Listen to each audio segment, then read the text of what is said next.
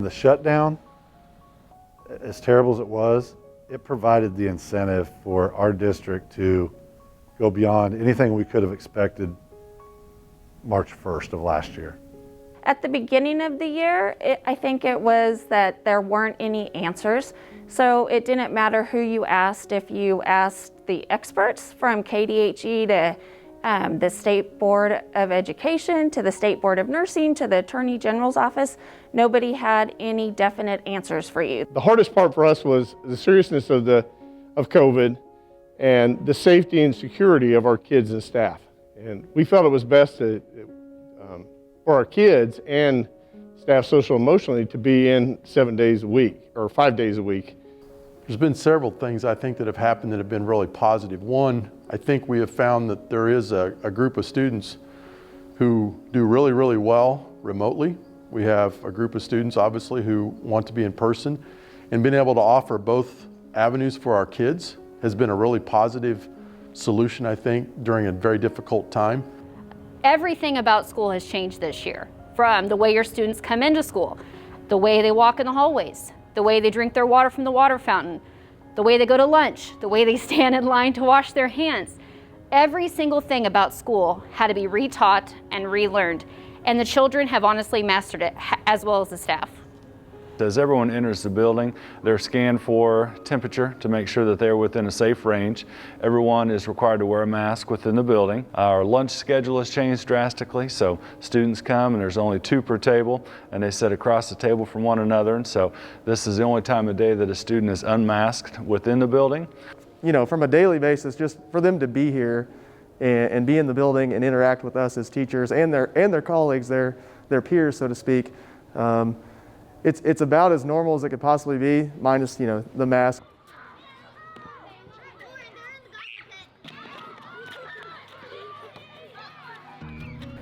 Being able to offer Champs Camp, that was a big deal, because that was going to give us a little bit of indication of when nobody else had really tried this yet. Can you bring in elementary age students? Can you mask? Can you space? And how does it impact instruction? So when we think back to summer, I think we started with a way smaller scale. Even for our summer program, we went from our normal 160 kids down to 80. So we cut in about half. I think to run some of these procedures and protocol in place, that's something that was manageable for the first time for the teachers, the administrators, custodians, everybody that was involved. And I think chunking it like that, those smaller groups in the summer, really helped figure out what was working and what wasn't working for the fall to know what we could roll out successfully.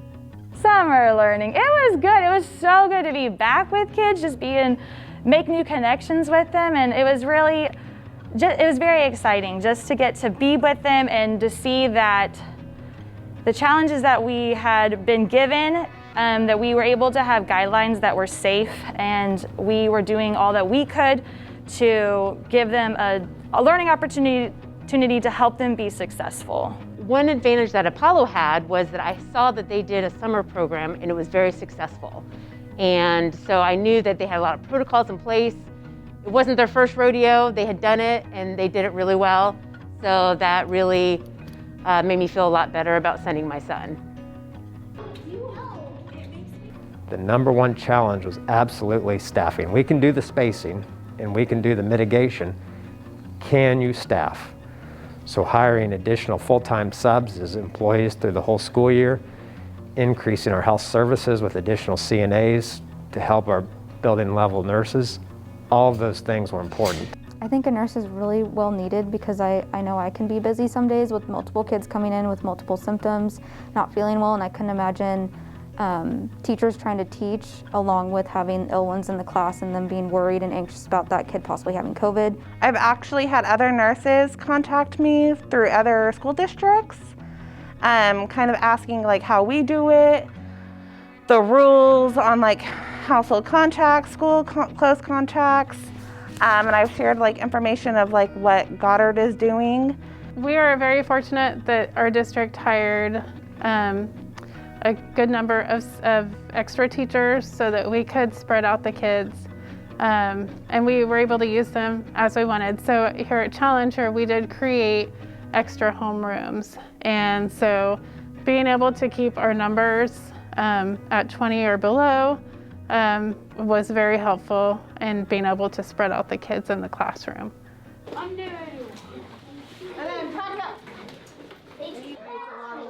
Well, we have an amazing community in Goddard, and I love it out here so much. I get to work a lot with the community and how they come alongside the schools, and equally how the schools give back to the community.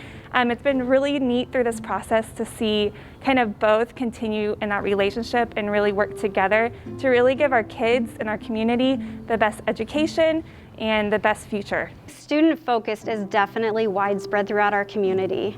You know, I think everybody, you know, when you have a strategic plan, and the strategic plan is to teach your kids socially, emotionally, and academically, that's a driving force. That is powerful. I think it all started with the board and their vision, the planning at the district level, and then really the commitment from the teachers from there on. I have seen the teachers in my building and throughout the district, the time and energy that they pour in to educating the kids every day and planning in a different way and looking at educating in a different way has been absolutely amazing. Staff has really taken a leap, kind of especially digitally, and moving their learning environments both in person and online. And we've been creating, kind of rolling with the flow on so many different platforms, and they've all adapted so well and been so flexible and willing to do whatever is needed for students. Well, we recognize that the teachers were under a lot of stress. Obviously, after the shutdown in March, they had to revert, do virtual learning immediately. So we knew we needed to do some things to help them, support them. The biggest thing was we gave them time, worked with them a lot about what do you need, how much time do you need, how much support do you need, made sure they had all their resources and equipment. For me, it's been a unique journey this 2020. I started off in May. I gave birth to our third son right at the height of the pandemic. And with that came a lot of fear, a lot of emotions about returning to in-person class. I needed to protect my newborn. But I will tell you, once I stepped foot in that classroom and everything that we've done, all the mitigation measures, we are meant to be in person. Students thrive, teachers thrive when we are here together. And the safety measures that we have developed as a district have made all the difference in the world for successful in-person education during a pandemic. Our team has been amazing, and we are doing the impossible. If anybody would have told me that I was going to be serving meals out of buses or delivering to classrooms or children eating on stage or outside or in gymnasiums, I would have said that's impossible, but we are doing the impossible. And our staff has been amazing. They've stepped up and they've done everything that we've asked them to do, and it has been difficult, but they've been really flexible in all of the changes that we keep throwing at them.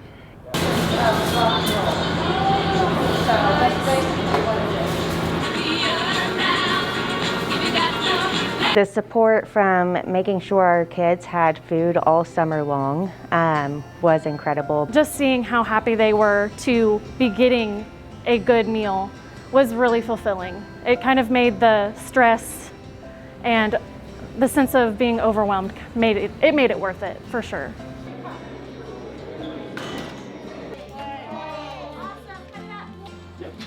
What's been great about Goddard is the focus on the social and emotional well-being of the child. That's been huge for us and our family. Our 8th grade son, as much as he says that he wants to be home and he would rather do online school, and when he was home for a few days, he's like, when can I go back to school? I mean, they miss their friends, even though today a lot of them do a lot of virtual communication through gaming or just on their cell phones or mobile devices, but they still crave that physical contact and just seeing each other and being able to converse with one another face to face. There's just so many different things that are going on at one time, but the social emotional needs of students is 100% more difficult, I think, than it was even before, and it was already a challenge. So this has produced even more of a challenge. As a counselor, I'm in the classroom pretty often, every other week for a lesson itself. I'm in the classrooms just walking around. Teachers keep in contact pretty frequently with their needs, so if they see a student that is off or having a bad day, it's definitely a call to my office, and I definitely go down there and check it out.